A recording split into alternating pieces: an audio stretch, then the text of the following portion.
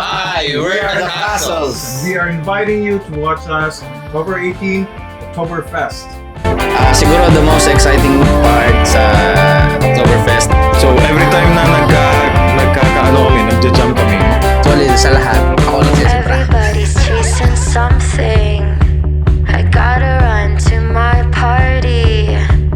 Kami po ay magkakapatid. Ako po ang panganay, si Jess sa drums, si Israel sa keyboard, and si Elias sa gitara. And ang aming kapatid sa labas, si Raddy, siya aming vocals. And yeah, we started as a family na nagtugtog. And dito sa Halifax, nung dumating sila, yun, nag-start nga kami. And ang missing piece namin, yung vocalist na namin si Raddy. Kasama namin siya sa church. And yan, I think doon nag-start yung aming band.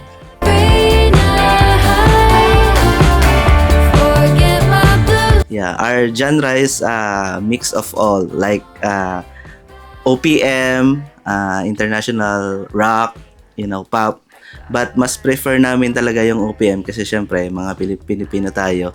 But hindi kami na-enclose dun sa OPM lang. We're open to play various artists and genres, and ang sarap lang na kami magkakapatid and with Raddy na tumutugtog kami ng kahit anong kanta, and that's what music can bring us, to another level. Yeah.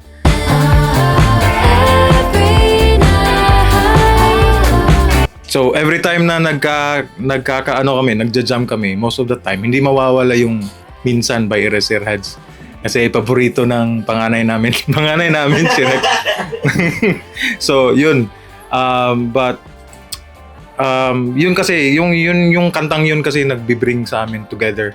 Kasi parang yung kantang yun doon kami nag-i-enjoy. So kaya nga nabuo yung band kasi sa passion namin sa music, at doon the music brings us together.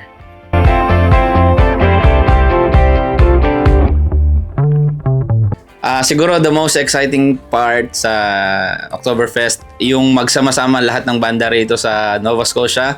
Magkakaisa kami para sa isang musika. Sana i-enjoy nating lahat. So see you there, Oktoberfest 2025. I know, I'm so fun. Yeah, I just wanna cry. Ang surprising fact sa amin ay yung kami ay magkakapatid. Yun, nakakagulat din. Tsaka yung isa pa, yung actually sa lahat, ako nagsisipra. So babasahin na lang nila. So yun.